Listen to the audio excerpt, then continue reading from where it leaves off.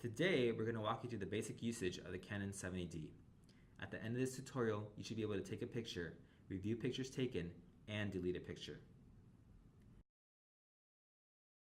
Begin by turning the switch on the left to the on position. To turn on the LCD screen, press the Start/Stop button. The camera will most likely be on automatic mode. To change shooting modes, hold down the middle button on the round dial on top of the camera and turn the dial until the preferred shooting mode is selected. When the shutter button is pressed halfway, by default, the camera will try to focus.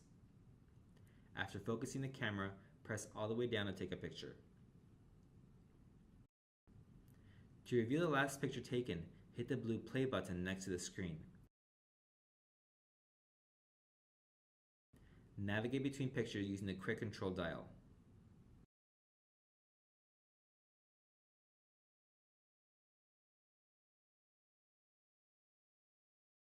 To delete a picture, hit the bottom blue trash can icon and touch Erase on the LCD touchscreen. Let's talk about shooting video. To begin, flip the switch from the blue camera to the red video setting. To record, hit the Start/Stop button. For further instruction, you can refer to the Claremont College's library website. Thanks for watching.